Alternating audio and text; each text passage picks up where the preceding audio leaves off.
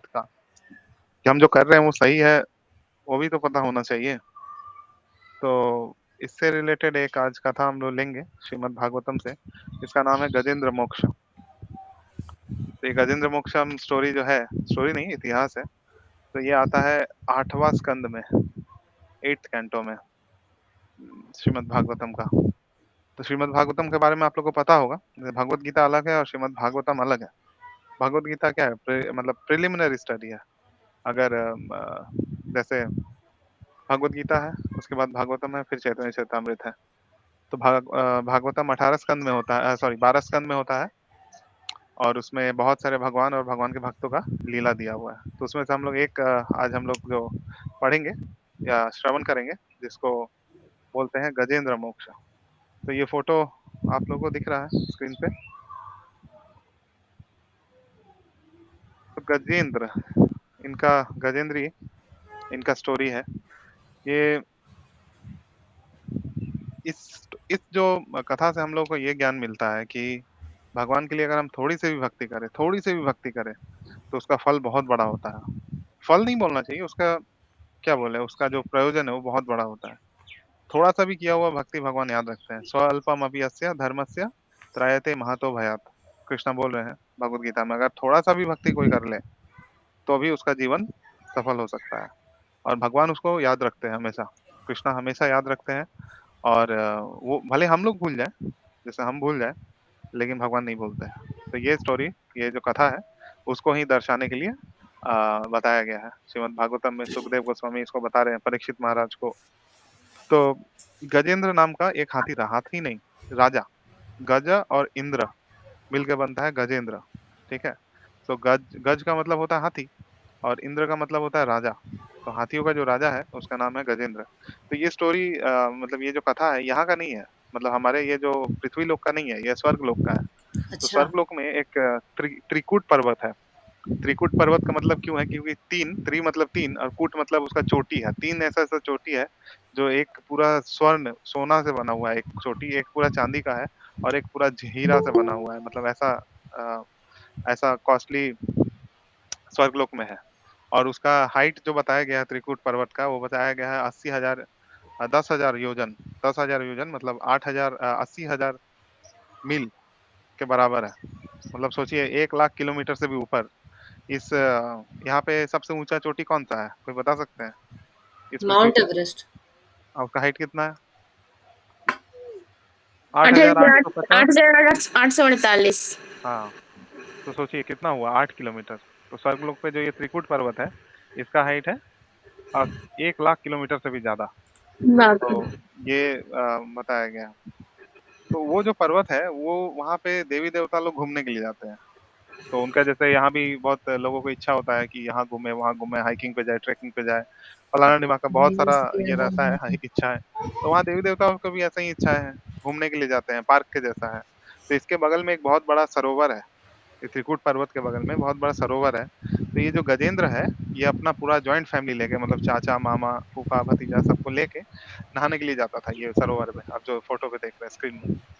सो हर रोज जाता था नहाने के लिए, क्योंकि हाथी लोगों को तो रोज ही नहाना पड़ता है। अगर वो एक दिन भी नहीं नहाए हाथी, तो वो पागल हो जाएगा एक्चुअली। सो गजेंद्र वहां पे जाता है, और वहां पे जाता है तो वो बहुत मस्ती वाले मूड में जाता है, कि मतलब जो स्त्री हाथियां थी उनके साथ एंजॉयमेंट कर रहा है पूरा एकदम। मतलब जो है ना, मतलब वो लेक जो सरोवर है उसको तहस नहस कर दिया इसका हाथी लोग का ग्रुप पूरा। मतलब ऐसा नहीं है कि मतलब सिर्फ घूमने के लिए गए थे, वहां पे पूरा उसको खराब करने लगा उस जगह को। तो वहां पे अब उस सरोवर में बहुत सारे मगरमच्छ रहते थे। तो मगरमच्छ लोग सब जाके अपने जो हेड है, मगरमच्छ का जो राजा है, उसको जाके बोलते हैं कि ये देखिए, ये सब हाथी लोग बहुत परेशान कर रहा है, तो आप कुछ करिए। तो ये क्या करता है, मगरमच्छ जाके गजेंद्र जी का पैर पकड़ लेता है, और उसको बहुत जोर से पकड़ लेता है। क्योंकि ऐसा होता है, क्योंकि मगरमच्छ अगर किसी चीज को पकड़ ले, तो उसको छुड़ाना लगभग नामुमकिन हो जाता है। क्योंकि उसका लॉक होता है, मुंह में लॉक होता है। जैसे ही वो लॉक को प्रेस कर देता है, तो वो लॉक हो जाता है परमानेंटली, और फिर कभी भी छूटता नहीं है जल्दी। आप हार्डली देखेंगे कि कोई मगरमच्छ के चंगुल से कोई छूट गया है, ऐसा नहीं हो सकता है। तो अभी क्या हुआ कि जब उनको पकड़ लिया उस तालाब में, गजेंद्र जी को, ये जो मगरमच्छ था, तो गजेंद्र जी सोचे कि ये क्या है, ये तो छोटा मोटा राजा है, मतलब छोटा मोटा मगरमच्छ है, इसको तो ऐसे ही हरा देंगे हम। बहुत घमंड में थे अपना कि हम इसको तुरंत हरा देंगे, तो वो उसको पूरा हराने का कोशिश करते हैं, उससे लड़ते हैं, झगड़ते हैं, बहुत मतलब बहुत चेष्टा करते हैं लेकिन कुछ फ़ायदा नहीं हुआ। ऐसा बताया गया है कि तब उसके जो फैमिली वाले हैं, सब उसका मदद करने के लिए आए गजेंद्र जी का। कैसे मदद किए? कि गजेंद्र जी का तो पैर अभी पकड़े हुए है मगरमच्छ, तो उनका क्या खा लिया? पूँछ खा ली है। तो बाकी लोग सब उनका पूँछ पकड़ के खींचने लगे। उनका जो पत्नियाँ थी, उनके बच्चे थे, सब लोग खींचने लगे। तो सब लोग मिलके कोशिश कर रहे हैं, फिर भी नहीं छुड़ा पा रहे हैं।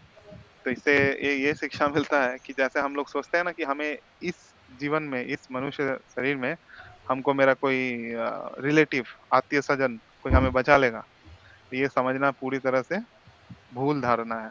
जब भी समय आएगा, तो हमें कोई नहीं बचा पाएगा। ना ही बैंक बैलेंस, ना ही हमारा हस्बैंड, वाइफ जो भी रिलेशन है इस जड़ जगत में, कोई भी बचा नहीं पाएगा। तो एक भागवतम में श्लोक आता है, पुंसा स्त्रियः मिथुनी भावम् एतद् मतलब इसमें आता है कि जो ये जीव है, जो जीव मतलब आत्मा, वो सोचता है कि हमको इस शरीर में कोई ना कोई मतलब यहाँ पे हमको बचा लेगा। जब मेरा मृत्यु का समय आएगा, तो जैसे ओल्ड एज अगर आ गया, बुढ़ापा आ गया, तो वो लोग सोचते हैं कि हम बच्चे मेरे को बचा लेंगे। लेकिन ऐसा होता नहीं है। आज तक ऐसा हिस्ट्री में कोई नहीं हुआ कि किसी को कोई उनका बच्चा बचा लिया। हाँ, सेवा किया अलग बात है, लेकिन बचाने का गारंटी कोई नहीं दे सकता है। ठीक उसी प्रकार से जिस प्रकार से माता-पिता अपने बच्चे को हमेशा बचा लेंगे, इसका गारंटी वो भी नहीं दे सकते हैं। क्योंकि जो खुद को नहीं बचा सकता है, वो दूसरों को क्या बचाएगा? तो ये हमें समझना चाहिए यहाँ से कि गजेंद्र जी का पूरा फैमिली भी उनको बचाने की चेष्टा कर रहा है, लेकिन जो ये जड़ जगत, जो ये प्रकृति का नियम इतना कठोर है कि इसको पार पाना बहुत ही मुश्किल है। तो नहीं बचा पा रहे थे, तो अभी लड़ाई चल रहा है। लड़ाई कितना दिन चला? 1000 वर्ष मतलब 1000 जो स्वर्ग का वर्ष होता है ना, वो उतना दिन चला। 1000 स्वर्ग का वर्ष कितना होगा? यहाँ का जो 6 महीना है, स्वर्ग का 1 दिन होता है और यहाँ का जो अगला 6 महीना है, वहाँ स्वर्ग का 1 रात। मतलब दिन और रात मिला के वहाँ का स्वर्ग का 1 दिन, यहाँ का 1 साल के बराबर है। तो उस हिसाब से 10,000 साल ये लड़ाई चला। लेकिन फिर भी क्या हुआ कि अब गजेंद्र जी तो पूरा थकने लगे, लेकिन मगरमच्छ क्योंकि पानी में था, तो वो और भी बलशाली बनने लगा। यही होता है, ऐसा ही होता है, मगरमच्छ और पानी में जितना देर रहेगा उतना बलशाली होगा और हाथी तो ज़मीन में रहता है, तो वो ज़मीन में बलशाली है, पानी में बलशाली नहीं है, तो वो उनका थकावट होने लगा। तो यहाँ पे जैसे बहुत लोग देखिएगा बोलते हैं कि भगवान नहीं है, ठीक है? मतलब भगवान का क्या ज़रूरत है लाइफ़ में, अपना मस्ती से रहो और एन्जॉयमेंट करो। मैं काफ़ी देखता हूँ व्हाट्सएप वगैरह पे स्टेटस लगाते हैं कि एक ही तो जीवन मिला है, एन्जॉय करो। यही मतलब तो मुझे ऐसा लगता है कि वो जो कुत्ते, बिल्ली, सियार, हाथी ये भी तो यही सोचते हैं, एक ही जीवन मिला है, एन्जॉय करो। तो फिर उनमें और हमें कोई डिफरेंस नहीं है। तो ये जो एन्जॉयमेंट वाला जो भोग करने का मेंटालिटी है, ये नहीं है। तो इसके रिलेटेड एक एग्ज़ाम्पल है, जैसे बहुत लोग आपको बोलते हैं ना कि भगवान क्या है? किसी ने देखा है, नहीं देखा है? मतलब ऐसे क्वेश्चन करते हैं नास्तिकों जैसे क्वेश्चन। तो एक उदाहरण दे सकते हैं यहाँ पे कि एक बार क्या हुआ कि एक नाई है, नाई के पास एक कस्टमर आया, क्या करने? बाल कटवाने के लिए। तो जब बाल कटवाने के लिए गया, तो उसके बाद बाल-वाल काट दिया। तो नाई से पूछा कि भगवान होते हैं? तो नाई बोलता है, "नहीं, भगवान-वगवान नहीं होते हैं। भगवान होते तो दुनिया में इतना दुःख होता क्या? सब लोग दुखी हैं। इतना सारा दुःख है, कष्ट है, इतना अमीर है फिर भी दुखी है, जो गरीब है वो भी दुखी है, जो मिडल इनकम है वो भी दुखी है।" तो वो बोला कि, "नहीं, इतना दुःख है इसका मतलब ही है कि भगवान नहीं होते हैं।" तो वो कस्टमर कुछ बोला नहीं, फिर बाहर गया तो देखा एक भिखारी बैठा हुआ था। अब वो जो भिखारी है उसका बहुत लंबा-लंबा दाढ़ी-मूँछ था, ठीक है? मतलब उसका भिखारी जैसे देखते ही होंगे, उनके पास तो पैसे भी नहीं है ना कि कटा लें और अगर कटा ही लेंगे तो फिर भिखारी वाला लुक उनका रहेगा नहीं, तो उनको भीख कौन देगा? तो क्या होता है कि अ, यहाँ पे जब वो कस्टमर फिर से वापस आता है नाई के पास, बोलता है, "तू नाई है?" तो बोलता है, "हाँ, मैं नाई हूँ।" बोलता है, "नाई होते ही नहीं है, नाई होते ही नहीं है, मतलब कोई भी बार्बर जो है नाई नहीं होते हैं संसार में।" तो बोले, "क्यों ऐसा बोल रहे हैं? हम तो नाई हैं।" तो बोले, "देखो वो बाहर में भिखारी बैठा हुआ है, उसका इतना लंबा-लंबा बाल है, इतना लंबा-लंबा दाढ़ी है, मूंछ है, इसका मतलब ही है कोई नाई नहीं है दुनिया में। क्योंकि अगर नाई होते तो उसका बाल उतना नहीं बड़ा होता ना। तो ये तो वही लॉजिक है क्योंकि दुःख है तो भगवान का इतना सारा दुःख दे दिए हैं तो इसका मतलब भगवान नहीं होते हैं। ये लोग साधारणतः बोलते हैं। तो ये एग्ज़ाम्पल है कि अगर सबका बाल लंबा हो रहा है इसका मतलब नाई है ही नहीं। क्योंकि आप बहुत लोगों को देखेंगे जिनका बाल दाढ़ी इतना है। तो इसका ये समझ में आता है कि हमें पता नहीं है कि भगवान को कैसे ढूँढें, कैसे समझें, उनके बारे में कैसे जानें, उनके भक्तों से मिल के तब ना हमें पता चलेगा। हमने कभी जाना ही नहीं, हम उन लोगों से पूछते हैं भगवान है कि नहीं, जिनको कोई आइडिया ही नहीं है, जो पूरी तरह से नास्तिक है, पूरी तरह से नास्तिक है। जैसे मैं अपने ऑफ़िस में एक कलीग जो है मेरे उनको बता रहा था। कि भगवान ऐसे हैं, भगवान की ये लीला है ऐसे करके। तो वो बगल में एक आए, वो बोले भगवान कोई नहीं होते हैं, ऐसा बोल के चले गए। तो इसका वो क्या है, वो बहुत बड़ा नास्तिक है एक्चुअली, बहुत बड़े नास्तिक। तो अब ये भी विश्वास कर लिया क्योंकि वो बोल रहे हैं भगवान नहीं होते। मैं बोला उनका क्या क्वालिफिकेशन है, उनका तो कोई क्वालिफिकेशन नहीं है, वो तो पूरी तरह से नास्तिक है, तो तुमको नास्तिक वाली चीजें बताएंगे। तो ये एग्जांपल हम लोग दे सकते हैं। तो अब इधर मीनवाइल क्या हुआ कि गजेंद्र जी 1000 साल से लड़ रहे हैं, उनका शक्ति एकदम कम हो गया।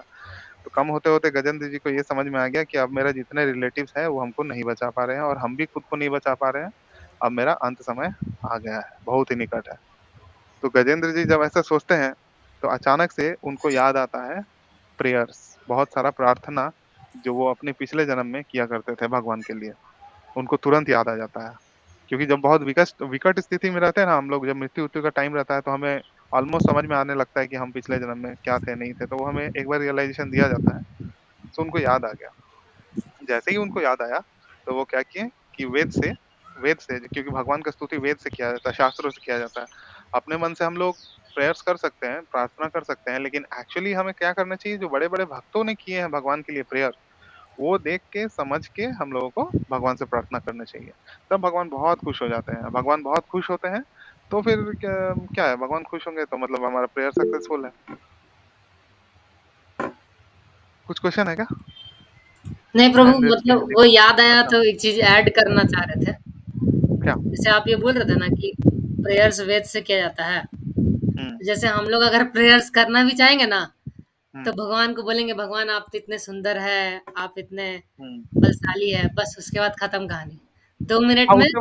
उसके बाद खत्म कहानी नहीं, उसके बाद तुरंत रहता है कि हाँ, काश हम भी ऐसे बन जाते हैं। यही है, यही है एक्चुअली। हम जो भगवान से मांगते भी है या भगवान को अप्रिशिएट भी करते हैं, तो हमारे अंदर हृदय में ये छुपा हुआ है, ये भावना छुपा हुआ है कि आप अच्छे हैं, आपके पास बहुत नॉलेज है, आपके पास बहुत ज्ञान है, काश हम आपके जैसे बन जाते। तो यही हमारा प्रॉब्लम है, डिफेक्ट है एक्चुअली। तो यहाँ पे जो गजेंद्र जी प्रार्थना करना शुरू किए, फिर भगवान के लिए प्रार्थना कर रहे हैं। तो शुरू में वो भगवान से ये प्रार्थना की कि भगवान हमको बचा लीजिए। ठीक है, अभी हम पूरी तरह से विकट विकट परिस्थिति में फँस गए हैं और हमको कोई उपाय नहीं दिख रहा है बचने का। तो आप हमको कृपया करके बचा लीजिए भगवान।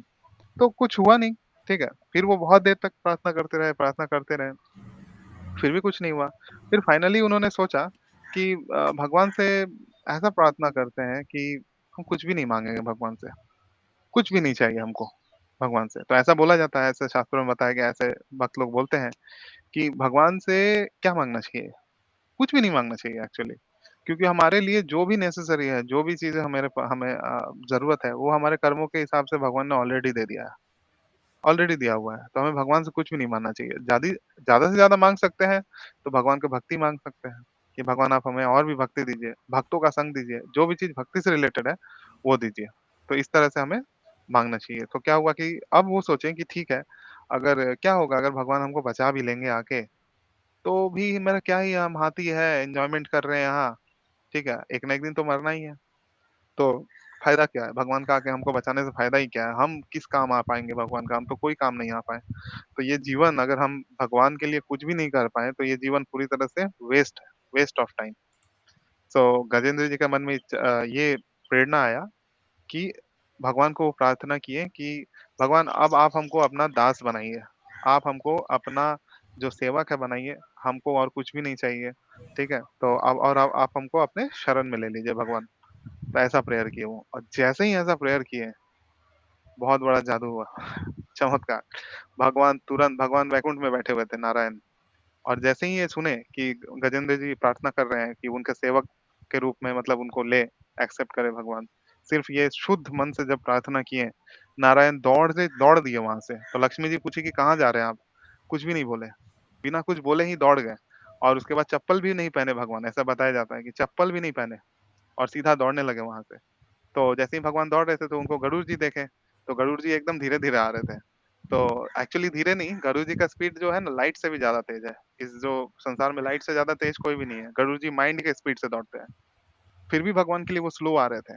तो भगवान ऐसे ही दौड़ने लगे। तो फिर पीछे से गरुड़ जी मैनेज करके आए, भगवान को बैठाए अपने ऊपर, और तुरंत भगवान वहाँ पे आ गए। तो ये गजेंद्र जी जो हैं, तब तक पानी के अंदर डूब चुके थे। ऑलमोस्ट मतलब इनका अंत होने वाला था, क्योंकि इनको खींच के जो मगरमच्छ है पानी के अंदर ले जाता है साधारणतः। तो गजेंद्र जी एकदम डूबने लगे, तो वहीं से इतना तक डूब गए थे। फिर वहीं से वो देखे कि नारायण आ रहे हैं, तो वहाँ पे जैसे ही देखे, तो उनको कुछ नहीं दिखा, सामने में एक पेड़ था, देखिए यहाँ पे एक पेड़ है, पेड़ में फूल था, तो वहां से वो फूल तोड़े और नारायण को अर्पण कर दिए। बस इतना जैसे ही किए, नारायण कुछ भी नहीं बोले, सीधा अपना चक्र निकाले और ये जो ये था मगरमच्छ, इसका गर्दन उड़ा दिया।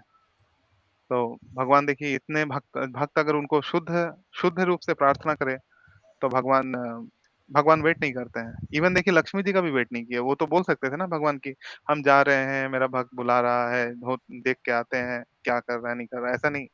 जैसे ही एक शुद्ध भक्त पुकारा, भगवान इवन लक्ष्मी जी को भी मतलब छोड़ के बिना बताए, कुछ बिना चप्पल पहने दौड़े-दौड़े आ गए। और इवन गरुड़ जी को भी ज़रूरत नहीं था, भगवान दौड़ के आ रहे थे।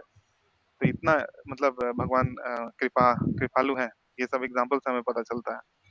तो क्या होता है कि जैसे ही भगवान वहाँ पे आए और ये जो मगर है, मगरमच्छ, इसका गर्दन काट दिए अपने चक्र से। तो ये जो क्या हुआ, तुरंत ये जो मगरमच्छ है, ये भी मतलब, क्योंकि भगवान भगवान किसी को मारते भी हैं तो उसका कल्याण ही हो जाता है।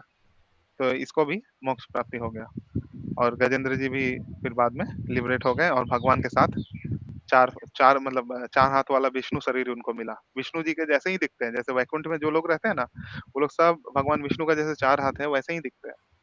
तो वैसे हमारे पास भी चांस है वहाँ वैकुंठ तक पहुँचने का। हालाँकि हमारा गोल और ऊपर जाने का है, गोलोक वृंदावन में, जहाँ पे हम लोग भगवान के साथ खेल सकते हैं, उनके साथ जैसे कृष्ण के जो फ्रेंड्स हैं, सुबल, सुदाम, ऐसे जो लोग हैं, स्तोक कृष्णा, बहुत सारे नाम हैं, आते हैं भागवत में, जो भगवान के दोस्त हैं, फ्रेंड हैं, उनके साथ खेलते हैं, तो वो और ऊपर है, वैकुंठ भी है, तो वैकुंठ से ऊपर गोलोक वृंदावन है, लेकिन यहाँ पे 4 हाथ का फॉर्म दिए गजेंद्र को और अपने साथ लेके चले गए वैकुंठ धाम में।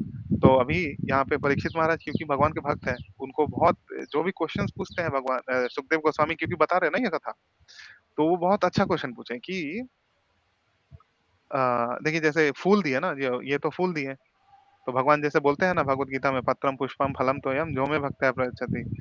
मतलब अगर मेरा भक्त मुझे प्रेम से भक्तिमय सेवा से पत्र, पुष्प या फल अर्पण करता है भक्ति के साथ, वो हम ग्रहण कर लेते हैं। तो यहाँ पे देखिए उसका एग्जाम्पल है, तो सबसे बड़ा एग्जाम्पल है, तुरंत गजेंद्र जी क्या फूल फूल अर्पण कर ले लिए भगवान, तुरंत स्वयं मतलब एक्सेप्ट कर लिए। तो उसके बाद क्या होता है, परीक्षित महाराज पूछते हैं कि ये जो गजेंद्र है और जो मगरमच्छ है, ये लोग यहाँ पे आए कैसे और ये पिछले जन्म में क्या थे? क्योंकि देखिए बिना कारण का कुछ भी नहीं होता है। अगर आप रास्ते पे जा रहे हैं, अगर मान लीजिए कोई आपको अगर एक थप्पड़ मार दिया, आप सोचेंगे अरे ये बेफिजूल का आके हमको क्यों मार दिया? ऐसा नहीं होता है। वो एक्चुअली उसके पीछे भी कारण है, उसके पीछे भी उसका कर्म फल है। और भगवान क्योंकि उसके भी हृदय में विराजमान है, ईश्वर सर्वभूतानां हृदय से अर्जुन तिष्ठति। भगवान बोल रहे हैं कि हृदय में मैं वास करता हूँ, तो दोनों के हृदय में वास करते हैं और उन्होंने देखा है कि पिछले जन्म में ये दोनों क्या कर रहा था। तो जैसे ही उसको तुरंत बोलते हैं, मार मार मारो मारो मारो मारो इसको, थप्पड़ मारो, उसके हृदय में प्रेरणा करते हैं थप्पड़ मारने का। तो ऐसा होता है। जैसे पूछते हैं परीक्षित महाराज कि गजेंद्र जी कौन थे और ये मगरमच्छ कौन था? तो सुखदेव गोस्वामी बोलते हैं बहुत अच्छा प्रश्न है, तो बताते हैं कि ये लोग कौन था। तो ये जो मगरमच्छ था, ये एक्चुअली एक गंधर्व था। गंधर्व लोग कौन होते हैं? स्वर्ग में जो नृत्य करते हैं ना, नृत्य करते हैं, एन्जॉयमेंट करते हैं, उनको गंधर्व बोलते हैं। तो ये लोग अप्सरा लोगों के साथ सब घूमते रहते हैं, अपना गाना-बजाना इस टाइप का करते हैं और नाचना बहुत इनका फेमस एक्टिविटी है। तो ये एक बार ना एक नदी में नहा रहे थे। ये राजा ही थे, एक्चुअली ये राजा थे एक तरह से। तो गंधर्व लोग का राजा थे। जो ये मगरमच्छ थे, ये गंधर्व लोग का राजा थे। इसीलिए देखिए यहाँ पर भी मगरमच्छ का राजा बने अगले जन्म में। तो जैसा आपका स्वभाव रहता है वैसे ही बनते हैं। तो ये क्या किए थे, वहाँ पे ना ये नहा रहा था सब अप्सरा लोग के साथ, ये जो गंधर्व गंधर्व था उस टाइम नहा रहे थे। उनका नाम था हो, ऐसा नाम था।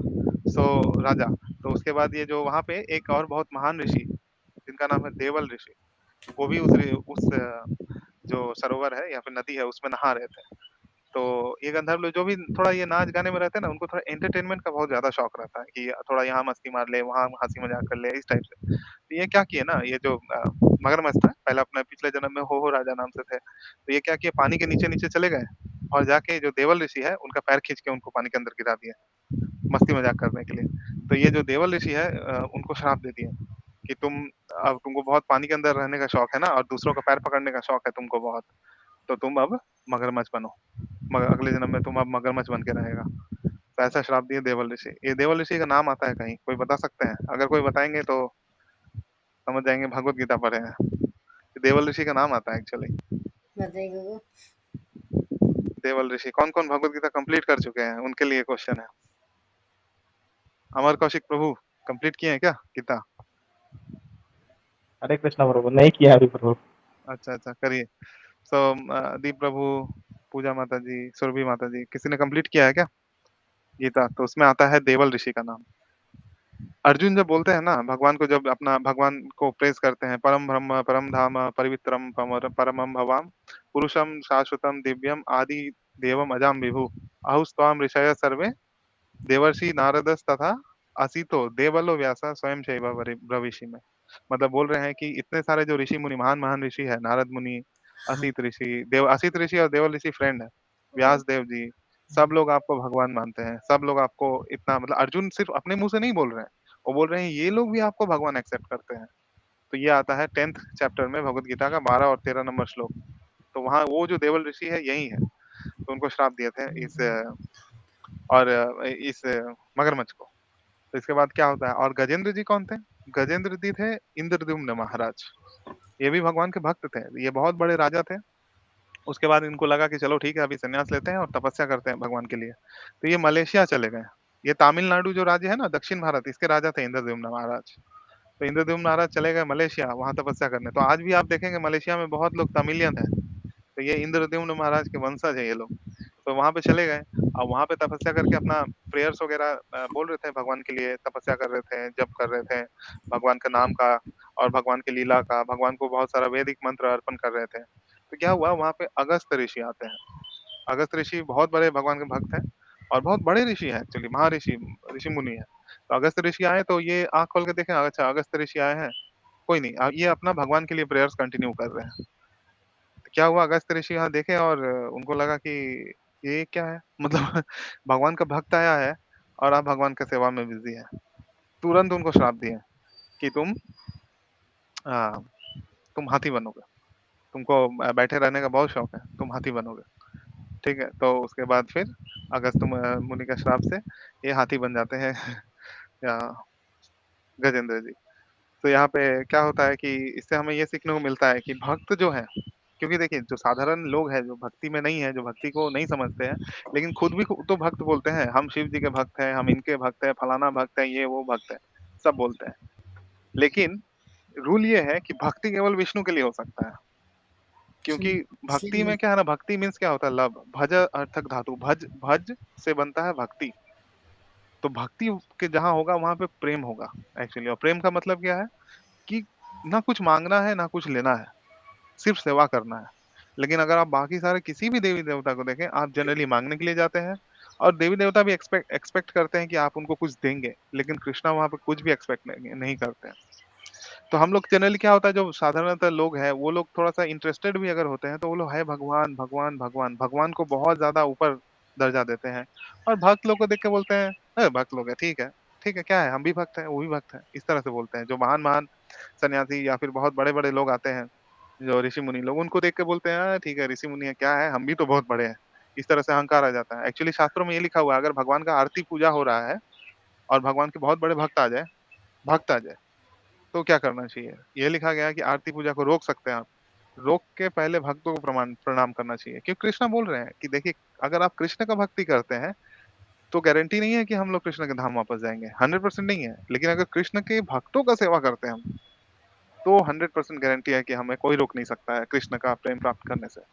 इवन कृष्ण भी भक्तों के पीछे-पीछे चलते हैं। ताकि क्यों? ताकि उनके चरणों का धूलि जो है, वो उड़ के भगवान को लगे। तो ये बहुत महान लीला है, जो साधारण लोग नहीं समझ सकते हैं। जो भक्ति में पूरी तरह से लीन है, जो समझ गया है, यही रहस्य है भक्ति का, और कोई रहस्य नहीं है। भगवान के भक्तों को प्रसन्न कर दीजिए, तो आप देखिएगा भगवान स्वयं प्रसन्न हो जाएँगे। क्योंकि बोलते हैं ना, आचार्य माम विजानीयात, मतलब 11th कैंटो में 11 नंबर स्कंद में बोल रहे हैं, आचार्य माम विजानीयात। जो बड़े-बड़े आचार्य हैं, साधु संत हैं, उन्हें मेरे जैसा ही मानो। मतलब वो मेरे रिप्रेजेंटेटिव है, मतलब रिप्रेजेंटेटिव मतलब मेरा उत्तरदायित्व करते हैं वो लोग। तो जनरली ऐसा होता है। लेकिन यहाँ देखिए गजेंद्र जी क्या किए, यही गलती की है। अगस्त्य मुनि को सोचे कि हम तो भगवान से प्रेयर कर रहे हैं, वो ठीक है अगस्त्य मुनि आए हैं, हमको क्या रिस्पेक्ट देने का कोई ज़रूरत नहीं है। इसीलिए उनको श्राप दिया अगस्त्य मुनि तुरंत। अब लोग यहाँ पे पूछ सकते हैं, ये सब इतना श्राप देते रहते हैं, अगर ये लोग क्या मतलब हम लोग सुने हैं कि जो साधु संत होते हैं वो तो बहुत कृपालु होते हैं। तो जब देखो इधर-उधर श्राप ही देते रहते हैं। तो ऐसा एक क्वेश्चन हो सकता है जो भी थोड़ा-सा हमारे दिमाग में। तो एक्चुअली मान लीजिए अभी हम किसी को श्राप दे दें यहाँ पे या आप लोग हमको श्राप दे दीजिए, कुछ होगा? कोई है यहाँ पे जो बोल सकते हैं जिनके अंदर इतना तपस्या है कि हमको अभी तुरंत श्राप दे दें? हम भी नहीं बोल सकते हैं कि मेरे अंदर इतना तपस्या है कि हम आप लोग को श्राप दे दें। मतलब हम क्यों ही देंगे बट अगर एक्सपेरिमेंट भी किया जाए नहीं दे सकते हैं, क्योंकि उसके लिए बहुत तपस्या चाहिए होता है। तो 60-60 हज़ार साल जो ऋषि-मुनि लोग तपस्या करते थे, अगर उन लोग एक श्राप देते थे ना तो उनका 60,000 साल का तपस्या नष्ट हो जाता था। बहुत जब तो वो लोग क्या करते थे ना जब देखते थे कि इसका उद्धार नहीं हो पा रहा है, ये बेचारा फँसा हुआ है यहाँ पे जड़ जगत में, तब वो लोग क्या करते थे श्राप के रूप में आशीर्वाद दे देते थे। तो ऐसा ही हुआ गजेंद्र जी को जब श्राप मिला, तब वो लोग समझ गए कि हम बहुत बड़ा गलती कर दिए हैं। तब वो अगस्त्य मुनि के पास गए और क्षमा माँगे। तो अगस्त्य मुनि बोले कि ठीक है जब तुम ऐसे गजेंद्र बनोगे मतलब जब तुम हाथी बनोगे तो विष्णु स्वयं तुमको मुक्ति देने के लिए आएँगे। विष्णु मुक्ति भक्ति भी देंगे। तो ऐसा बोले। तो ऐसे ही आप देखिएगा जैसे कृष्ण लीला में आता है जो नलकुबेर और मणिग्रीव जो रहता है, कुबेर के पुत्र रहते हैं, बहुत एन्जॉयमेंट कर रहे थे। मतलब वही अप्सराओं के साथ मतलब कुबेर के पुत्र कितना धनवान है समझिए पूरा संपत्ति जो है स्वर्गलोक का उसी के पास है, कुबेर के पास। तो ये लोग अप्सराओं के साथ निर्वस्त्र होके नहा रहे थे, ये लोग कुबेर लोग। तो नारद मुनि उधर से जा रहे थे। तो नारद मुनि को देख के जो अप्सराएँ थे उन्होंने खुद को ढक लिया, लेकिन ये लोग इतने बेशर्म टाइप थे कि ये लोग खुद को भी नहीं ढके, नल, कुबेर और मणिग्रीव। तुरंत उनको श्राप दिए नारद मुनि कि तुम लोग इतना भी नहीं जानते हो कि मतलब कैसे रहा जाता है, एक तरह से किस तरह से आचार किया जाता है। तो अगर तुमको कपड़े पहनने का शौक नहीं है, तो तुम पेड़ बन जाओ, अर्जुन वृक्ष बन जाओ। तो यही है एक्चुअली जिनको कपड़े पहनने का शौक नहीं है, अगले जन्म में उनको वृक्ष बनना है। सो यहाँ पे क्या होता है कि नारद मुनि श्राप देते हैं, लेकिन अब देखिए ये जो भगवान के बड़े-बड़े भक्त जो श्राप देते हैं ना, ये भी एक तरह से उनका कृपा है। क्योंकि जब श्राप दिए तो उनको मुक्त करने के लिए स्वयं कृष्णा अगले जन्म में आए। मतलब अगले जन्म नहीं कृष्णा अवतार लिए वहाँ पे। अगले उनके लाइफ टाइम बहुत सालों से वो लोग अर्जुन वृक्ष बन के खड़े थे और कृष्णा उनको आए मुक्त करने के लिए। लेकिन कृष्णा एक बार देखे वहाँ पे कि ये नल, कुबेर, मणिग्रीव ऐसा आता है भागवतम में ऐसा लिखा हुआ है कि ये लोग तो अमीर बाप का बेटा है। मस्ती कर रहा था, चलो श्राप दे दिया तो अपना भोग रहा है। लेकिन अचानक से उनको याद आता है, किसका याद आता है? कृष्णा को। कोई बोल सकते हैं? कोई बोल सकते हैं क्या किसका याद आता है? जब इन दोनों को अमीर बाप के बेटों को देखते हैं कृष्णा तब? बहुत ईज़ी है। नारद मुनि का याद आता है, अपने भक्त का। अच्छा, तो वो बोलते हैं क्योंकि नारद मुनि बोले हैं कि हम इसको मुक्ति देंगे, इन दोनों को मुक्त कर देंगे अच्छा, अच्छा। इस श्राप से, तो हम करेंगे। ऐसा सोचते हैं बाल कृष्णा, छोटे से कृष्णा वहाँ सुखदेव गोस्वामी बोल रहे हैं कि उनके दिमाग में मतलब उनको ऐसा सोचे भगवान कि वहाँ पे ये लोग अमीर बाप के बेटे हैं, ज़रूरत नहीं है इनको करने का। लेकिन जब तुरंत उनको नारद मुनि का स्मरण आता है, तो वो उनका उद्धार ये करते हैं। दामोदर लीला के बाद जो 2 वृक्ष को हाँ, वो यही नहीं वही हाँ, वाली यही ना? दामोदर लीला यही है। अच्छा, जब उनको बाँध दिए थे यशोदा मैया अ, दामोदर मतलब दाम मतलब रस्सी और उदर मतलब पेट, तो उनके पेट को ऊखल से बाँध दिए थे। तो कृष्णा ठेल-ठेल के उसको लेके चले गए और 2 अर्जुन वृक्ष के बीच में फँसा दिए। तो जैसे ही खींचे दोनों अर्जुन वृक्ष गिर गया और उसमें से दोनों बाहर निकले, नंद, कुबेर और मणिग्रीव। फिर वो लोग प्रेयर्स ऑफर करते हैं भगवान को कि हमारा कितना बड़ा सौभाग्य है कि आपके जो शुद्ध भक्त हैं नारद मुनि, उनका श्राप हमारे लिए इतना बड़ा वरदान बन गया कि आप स्वयं हमें यहाँ से मुक्त किए। तो बहुत मतलब भगवान को प्रेज़ कर रहे थे, ग्लोरीफाई कर रहे थे। तो ये स्टोरी था पिछले जो कथा में ये पिछले जन्म में ये लोग ऐसे थे। तो आप देखिएगा कि हम लोग इससे हमें क्या सीखने को मिलता है, टीचिंग्स क्या-क्या मिलता है, ये लिखना बहुत ज़रूरी इम्पोर्टेंट है। तो जी। कि देखिए क्या होता है ना कि हम लोग बहुत जन्मों से हम लोग का स्वभाव बने आ रहा है, एक स्वभाव है। तो जैसे आप देखिए किसी को देख के बताया जा सकता है कि वो पिछले जन्म में क्या था, गरुड़ पुराण में ऐसा आता है। अगर किसी को दूध पीना कोई है जिसको दूध पीना यहाँ बिल्कुल पसंद नहीं है या फिर दूध का आइटम खाना बिल्कुल पसंद नहीं है, तो पिछले जन्म में असुर थे एक्चुअली, क्योंकि असुर लोगों को दूध पीना पसंद नहीं है। को वो काफ़ी आप बच्चे देखेंगे जिनको कुछ बच्चे देखेंगे जिनको बहुत पसंद है, लेकिन कुछ भी एकदम पसंद नहीं है, एकदम मतलब पिलाएँगे तो उल्टी कर देगा, ऐसा है। अच्छा, तो आसुरिक टेंडेंसी था। फिर जैसे यहाँ पे एक उदाहरण और आता है, तो एक बैल था, तो वो बै मतलब एक राजा थे, एक राजा वही थे, उसमें क्या और तो वो पानी पीने के लिए गए नदी पे, तो वो क्या कर रहे थे ना ऐसे झुक के नदी से ऐसे मुँह से खींच के पानी पी रहे थे, झुक के। तो वहीं पे सामने एक बहुत बड़े ऋषि आए कि उनका मतलब कि अरे तुम जय तीर्थ था, उनका नाम जय तीर्थ था। और वो पानी कैसे पी रहे थे नदी से? ऐसे जैसे बैल-वैल पीता है ना, तो ऐसे करके पी रहे थे। तो तुरंत उनको एक सन्यासी उधर नदी में थे, वो तुरंत बोले कि तुम्हारा आदत अभी तक नहीं सुधरा है। पिछले जन्म से तुम ऐसे ही मतलब बैल की तरह ही पानी पी रहे हो। तो उनको तुरंत याद आ गया कि हम पिछले लाइफ में बैल थे। और किसका बैल थे? मध्वाचार्य का बैल थे। मध्वाचार्य जो बहुत बड़े हमारे आचार्य हैं, उनका बैल थे। तो मध्वाचार्य जब भी कथा सुनाया करते थे, तो ये बैल बैठ के सुनता था वहाँ पे। और सिर्फ कथा सुनने से उसको मनुष्य जन्म मिल गया और फिर बाद में वो जय तीर्थ बनते हैं, जो कि बहुत बड़े जो हमारा जो ब्रह्मा से जो संप्रदाय आ रहा है, ब्रह्म मध्वा गौड़ीय संप्रदाय, इसके बहुत बड़े आचार्य हैं जय तीर्थ। तो पिछले लाइफ में अपना बैल थे, मध्वाचार्य के बैल। तो देखिए, भगवान के बारे में सिर्फ कथा सुन भी लेने से मनुष्य जन्म गारंटी हो जाता है।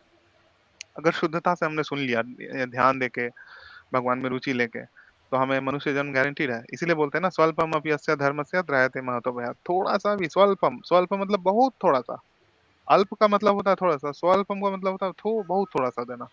सो इतना करने से भी हमारा तो क्या होता है ना, पिछले जन्मों से हमारा स्वभाव आ रहा है, तो भक्ति जो प्रोसेस है ना, इससे स्वभाव चेंज हो जाता है। स्वभाव चेंज होता है। हमारे अंदर जो गुण है ना, अच्छे-अच्छे गुण आने लगते हैं, जो भी देवी-देवताओं के गुण आते हैं।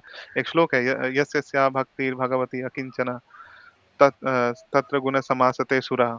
मतलब जितने भी देवी-देवताओं के गुण हैं, अच्छे गुण हैं, ये सारे हमारे अंदर आने लगते हैं भक्ति करने से। तो भक्ति करने से ये फल मिलता है कि हमारे अंदर आपको दिखाई देगा, अगर कोई भक्ति कर रहा है ना, तो उसके अंदर आपको चेंजेस दिखने लगेंगे। हुँ, सारे बुरे आदत खत्म हो जाएँगे, उसके मुँह से कभी गाली-गलौज नहीं निकलेगा, दूसरों के लिए आदर-सम्मान होगा और जो भी नास्तिक होंगे, उनसे वो दूर रहेगा।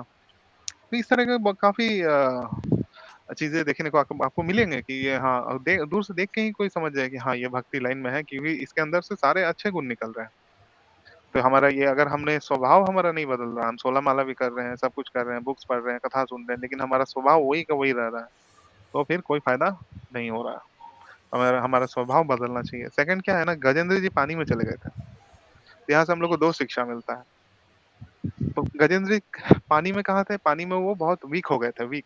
मतलब वो तो उनका नेचुरल जगह नहीं था ना, वो तो ज़मीन पे रहने वाला है हाथी। तो वो जब भी पानी में गए तो वो बहुत कमज़ोर हो गए थे। तो वैसे ही जब हम लोग भगवान के साथ रहते हैं, भगवान के धाम में, तो हम लोग बहुत मज़बूत रहते हैं। इवन यहाँ भी जब हम लोग भगवान के साथ रहेंगे, तो हम लोग बहुत मज़बूत रहेंगे। लेकिन जैसे ही हम लोग इस भौतिक जगत में या भौतिकवादी लोगों के साथ संग करेंगे, जिनके मन में सिर्फ़ पैसा, पैसा, पैसा और स्त्री, स्त्री, स्त्री यही घूमते रहता है।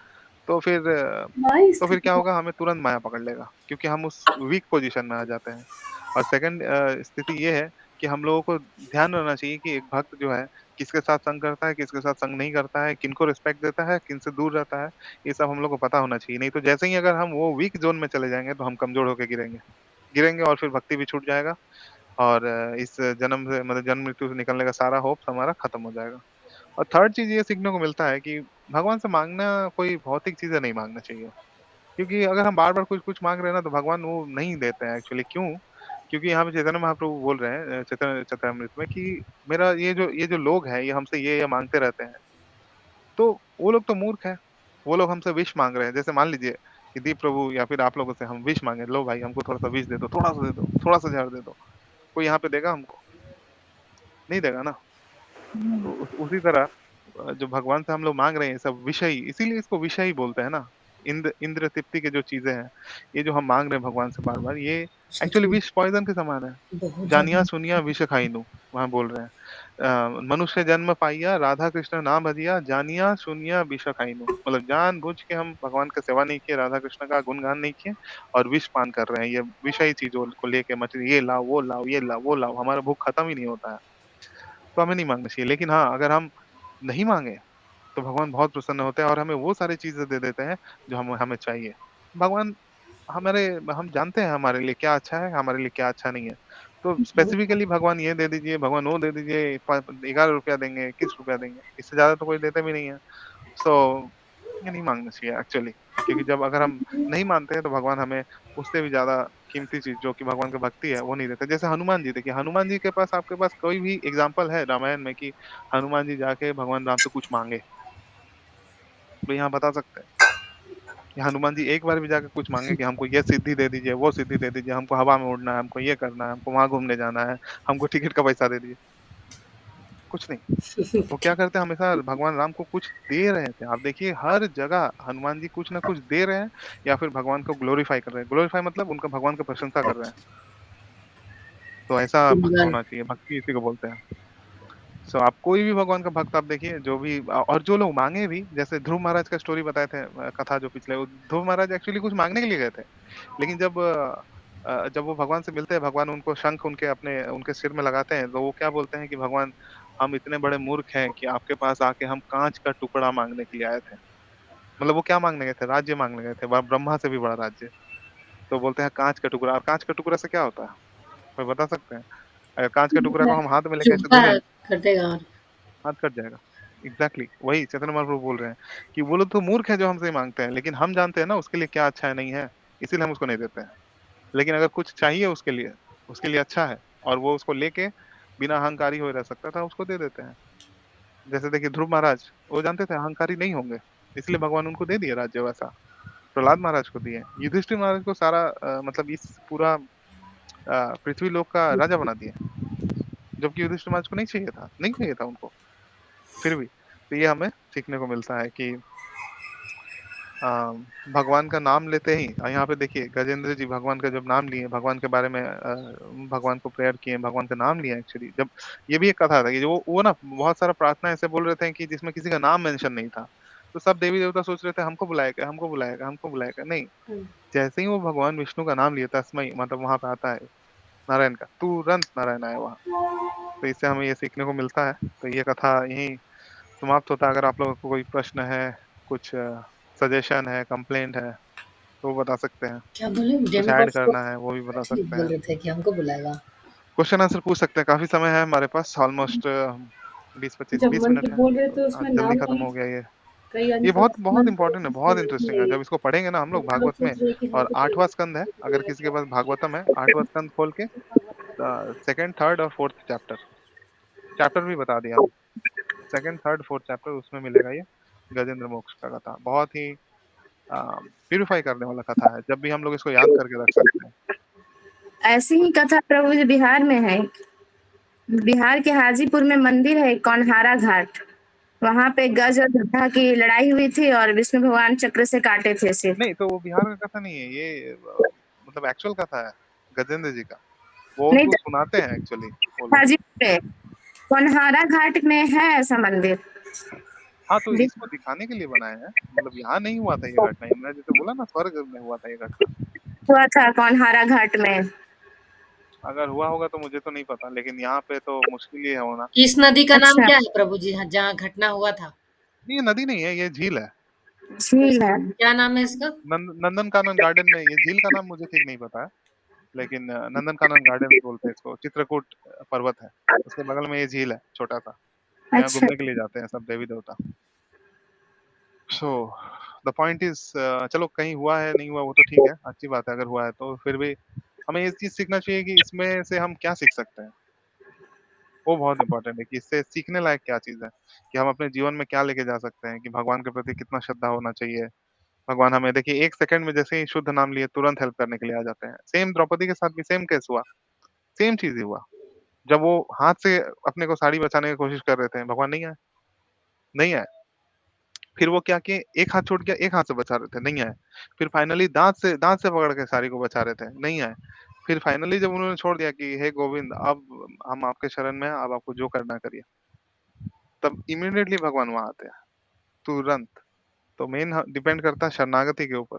अगर भक्त शरणागत है, ये यथा माम प्रपद्यन्ते तम तथैव भजामि हम, कृष्णा बोल रहे हैं। ये यथा माम प्रपद्यन्ते, जो मेरे तरफ जितना सरेंडर करेगा, मैं भी उसके तरफ उतना ही हाथ बढ़ाता हूँ। तो ऐसा है। और कोई प्रश्न या कमेंट?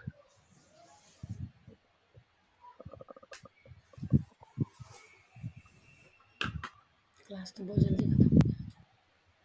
तो किसी का कोई प्रश्न नहीं है तो फिर हम प्रश्न पूछते हैं। तो जैसे पिछले दिन तो जगन्नाथ जी का लीला सुने थे। ध्रुव महाराज का लीला याद है आप लोगों को? ध्रुव महाराज का लीला हाँ। कोई बता सकते हैं? ध्रुव महाराज की लीला?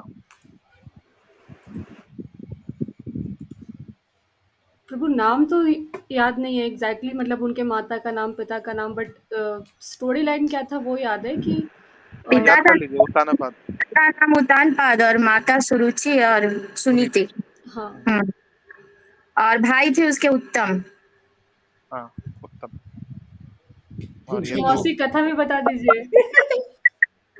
तो मौसी को तो याद ही होगा। रिकॉर्डिंग स्टॉप कर सकते हैं प्रभु। स्कूल में पढ़े थे बाबू, इसलिए याद है।